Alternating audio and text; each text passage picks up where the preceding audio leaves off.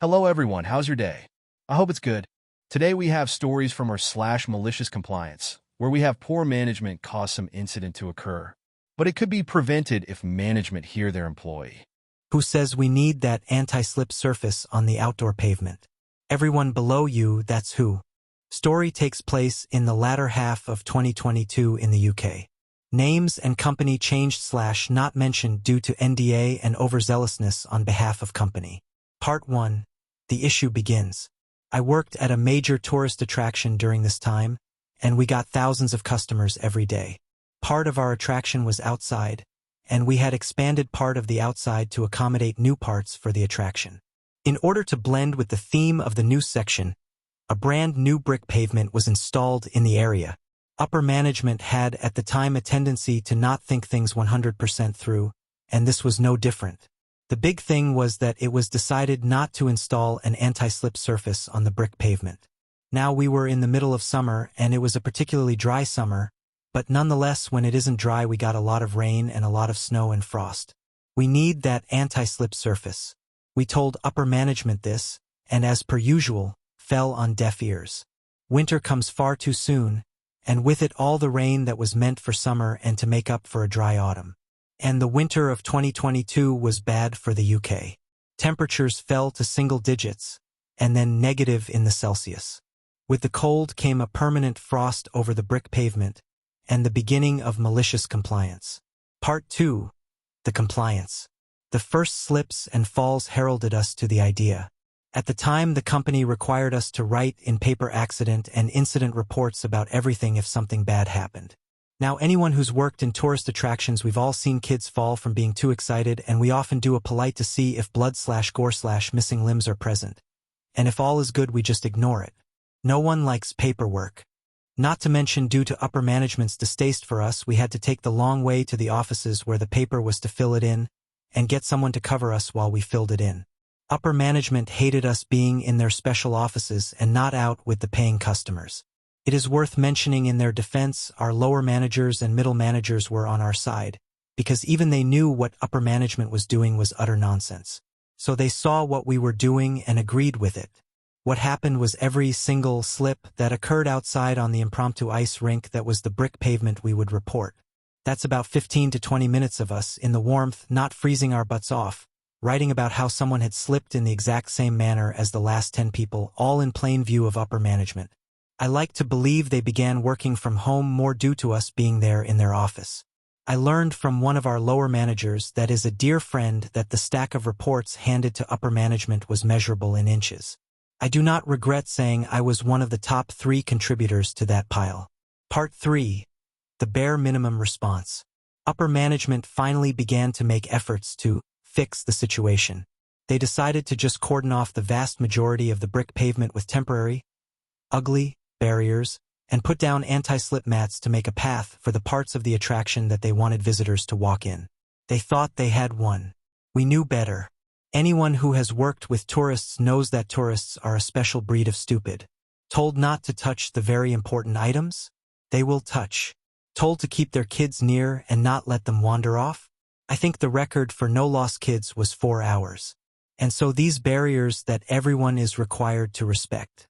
Well, clearly it doesn't apply to me. Each time we told people not to go underneath these barriers, they looked like deer caught in the headlights. And the barriers were just low enough that kids would duck under and run straight onto the ice and onto their butts. Even more accident and incident reports rocked up as a result, and all upper management would do is tell us low, barely above minimum wage earners to do a better job policing this part of the attraction. Part 4. Wake-up call. School kids. Oh, how we loathe schools, mostly teenager ones. Little kids no more than 5 to 10?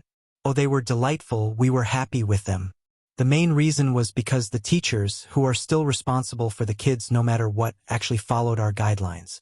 So naturally we liked the little ones, and were genuinely more concerned for them than normal. We all then had our moment of fear when it was reported that a 7-year-old boy had slipped and fallen on the ice, no doubt having been playing with classmates and unintentionally not seeing where he was going. That didn't save his 2 front teeth chipping and a call for our on-site first aid team to come and help with the blood. Luckily, he seemed all right beside the fact the tooth fairy was going to be paying double that night.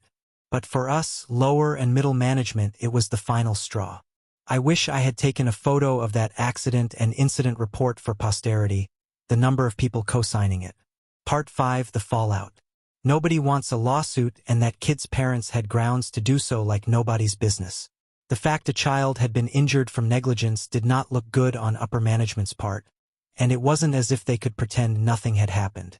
Everyone had been telling them about the risk, and when it got to the big wigs, I can only imagine what was said.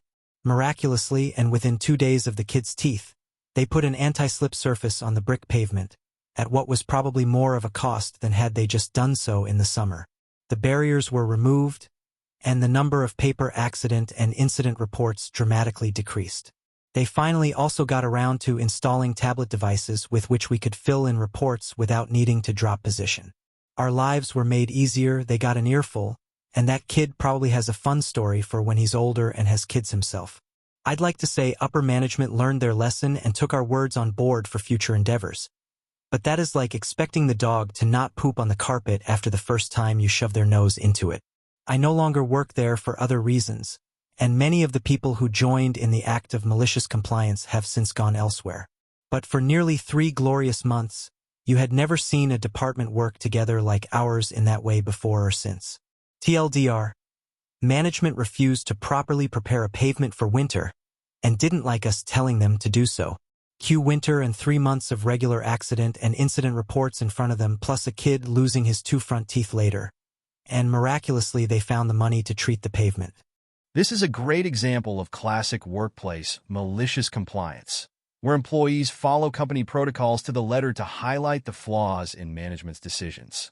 This shows the power of team solidarity in challenging poor management decisions. It's a vivid tale of frontline employees pushing for better safety measures through their only available channel, the system itself. Is the cable live? Then let me finish it myself. This one is from my early days when I was working as a technician for an internet provider company, but it still brings a smile to my face when I remember it. And recently had a technician coming to install my internet, and it all came back. I was working mostly residential buildings, and my job that time was pretty simple: come to the basement, find our distribution box, patch the cable to the right endpoint for the requesting flat, go to the flat, fix cable outlet when needed, verify cable is live. There is signal coming through and it is the right signal. This is somewhat important. Connect modem. Verify all good, tell the happy customer the internet is ready to use, and off I go. One day I am doing my job again, but got this know-it-all guy. Had to call him to let me in the building, and it was a blast right from the start.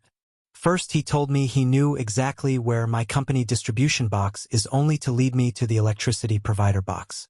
Then he is absolutely sure his flat is number XX, while the papers state YY, and indeed was YY. There were a few more helps from his side which I skipped to avoid this becoming a book. But eventually we are up in the flat and I am going to check the signal, but the guy is like, "Come on, hurry up. Need my connection? Need to work on super important stuff." I tell him I need to test the signal first, but here he opens up my malicious compliance window. He says, "You do not need to do that. Just connect the cable. If the cable is live, just go and I will finish it myself." I still give him a chance by explicitly stressing that test will take some minutes only, but if it does not work, I will not be able to come earlier than in a couple of days. No, absolutely not. He can finish it by himself. Okay, my man, you've got it. Already too long story. To make it short, cable was live, but the signal was from local TV antennae, not from our cable internet.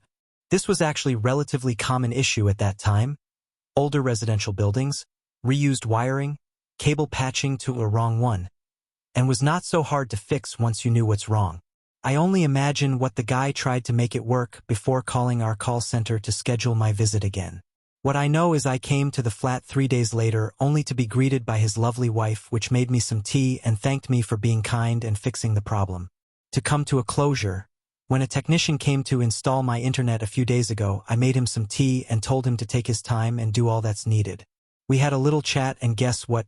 The process and issues are still the same, and recently he was telling his junior colleague why checking if cable is live is not enough. That's a fantastic story.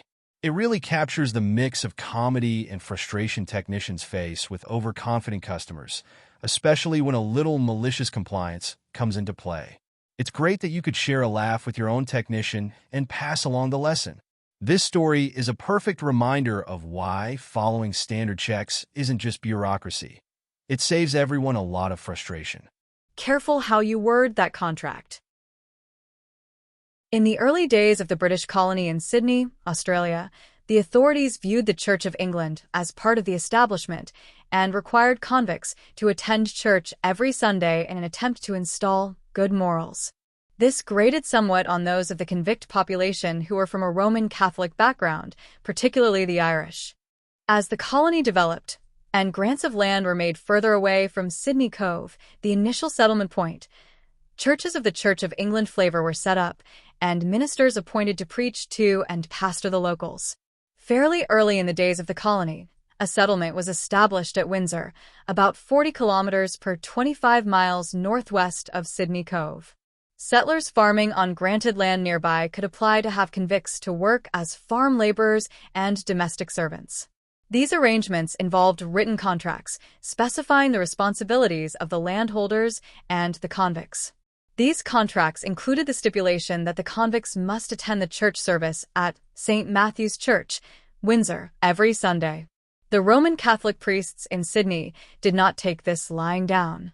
In 1840, St. Matthew's Catholic Church was set up in Windsor. Convicts in the area of a Roman Catholic persuasion could comply with the letter of their employment contracts without having to be subject to that nasty Protestantism.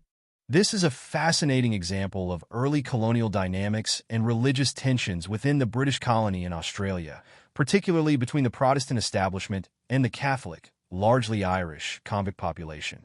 This historical anecdote highlights the cultural and religious conflicts of colonial Australia and the creative ways people navigated them. The Catholic convicts' ability to fulfill their contract obligations while preserving their beliefs was an early example of peaceful resistance in a rigid system. Ashes to ashes. My sibling is super awful sometimes. Said sibling not only sued me for control over my late parents' estate, but they stole and sold off all kinds of belongings. They also did this while parent was alive. Stole, I mean. Sibling couldn't be bothered to even bring parent a milkshake when they were dying. I had to relocate in order to care for parent. Sibling also tortures animals, mostly cats, and did so to my own beloved fur baby, who I had to send over the bridge shortly after parent died. Anyways, moving on, just trying to paint the picture lest the reader think I'm an awful person for what happens next. Sibling had agreed that I could have parent's ashes, and I let sibling have the flag that was presented for military service. Suddenly, many years after parent died, sibling decided they wanted some ashes. I, on the other hand, feel strongly that the remains should remain intact. No pun intended. Also, it brings me peace and comforts me, as weird as that sounds, having remains nearby. So, after much thought and discussion with a lot of awful words back and forth, I relented. Sibling even got family involved who don't understand our dynamics and sided with sibling. Anyways, sibling may or may not now have my late kitty's ashes on their mantle and may or may not believe they are my parents. It sounds like you've been through an incredibly difficult experience with your sibling, and it's completely understandable why you would feel the need to take a stand on this issue. You went to great lengths to support your parent, even relocating to care for them, and losing both your parent and your beloved cat in close succession is already an enormous burden. On top of that, dealing with a sibling who acted with such disregard, not only during your parent's life but afterward, would make anyone want to protect their loved one's remains as a final way of keeping them safe and respected. Thank you to everyone who reached this point. You're the best. If you enjoy this video, please consider subscribing.